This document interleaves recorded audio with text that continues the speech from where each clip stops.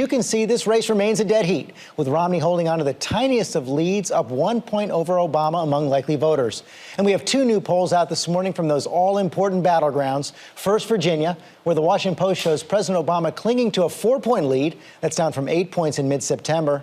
And in what may be the most consequential state of all, Ohio, more signs of momentum for Mitt Romney. The latest poll from a consortium of Ohio newspapers shows the race all tied up 49-49.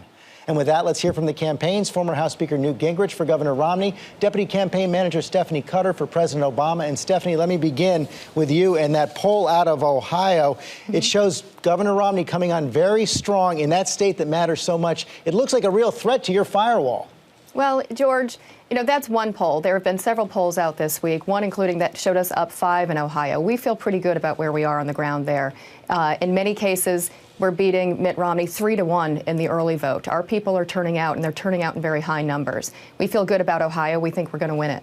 And let's dig into that ABC News Washington Post poll as well, Stephanie. It shows Governor Romney really making headway on the economy and who offers a clear plan on the economy. Back in July, President Obama had a 16-point lead on that measure. Today, it's tied. We know that President Obama is focused on that now. You're distributing plans all across the country. But did you wait too long? Absolutely not. I mean, it's interesting that you're pointing out your national tracker poll, but in the Virginia poll you just cited, we are beating Mitt Romney when it comes to who do you trust to get the economy going, who do you trust for the next 4 years. In terms of the president's plans, we're happy to talk about them. The president laid them out at the convention. We ran a 2-minute ad on it. We've been campaigning across the country on this plan, whether it's putting the best trained workers in place all over this country, 100,000 math and science teachers, bringing jobs back to this country rather than sending them overseas, or doing some nation building here at home, or ending 2 wars, using that savings to do some nation building here at home. These are big plans, and the president laid them out at the convention. And it's what, a second term of an Obama presidency would mean. So it does stand in sharp contrast to Mitt Romney's plans, which essentially just boils down to a $5 trillion tax cut he can't pay for. So how do you explain why the gap has closed so much? George, we can look at these polls a million different ways. They all say something different. At the end of the day, what we are focused on is getting the president out across this country, meeting as many voters as possible, but also implementing that ground game that we've invested so heavily on. Our people are coming out. Ohio, Florida, the first day of early voting in Florida yesterday. Record numbers of people are coming out to vote. It's something like we've never, ever seen. And that's a sign. It's a sign that there is momentum behind the president's reelection. There is energy on the ground. We're a little over a week out, and we're confident. We're also seeing a raft of newspaper endorsements come out overnight on the weekend. President Obama getting the endorsement of the New York Times, several newspapers in Ohio. The big surprise, though, this morning, the Des Moines Register hasn't endorsed a Republican since 1972, Richard Nixon. They endorsed Mitt Romney, saying he offers a fresh economic vision. I want to read a part of that endorsement right here. It says, Barack Obama rocketed to the presidency from relative obscurity with a theme of hope and change. A different reality has marked his presidency. His record on the economy the past 4 years does not suggest he would lead in the direction the nation must go in the next 4 years. How much does this hurt?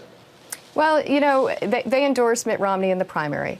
So this is not much of a surprise. It was a little surprising to read that editorial because it didn't seem to be based at all in reality, not just in the president's record, but in Mitt Romney's record.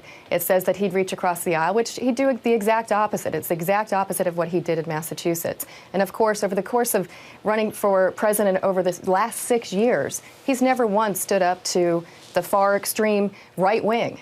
Just this past week we saw it when he wouldn't take down his ad for Richard Murdoch, who had, it's a now famous comment that it's God's will if a woman gets pregnant through rape. He's not willing to stand up when it matters. So the fact that he's going to bring people together and work across the aisle is just nonsense. And in terms of newspaper endorsements, we feel pretty good about where we are. This morning's bring the Miami Herald, the Pittsburgh Post-Gazette, the New York Times, the Minneapolis Star-Tribune, the Toledo Blade, the Youngstown Vindicator. I could go on. We feel good. There is momentum. There is movement out there with people wanting a second term of an Obama presidency. We feel good about where we are. Finally, let's get into the impact of Hurricane Sandy. We've already seen President Obama cancel trips to Virginia and Colorado. You all have invested so much in the ground game to get out the vote. How much does the hurricane hinder your efforts there? Well, we have to see how it goes. You know, of course, we're all hoping that the hurricane doesn't have huge consequences for people's safety. We've taken every precaution that we possibly can. The president took down a couple of stops so that he could be at the White House to monitor the situation. And of course, he's given every resource he can to state and local partners to ensure that people are safe. So we just have to see how this goes. And of course, we're all hoping for the best and for people's safety.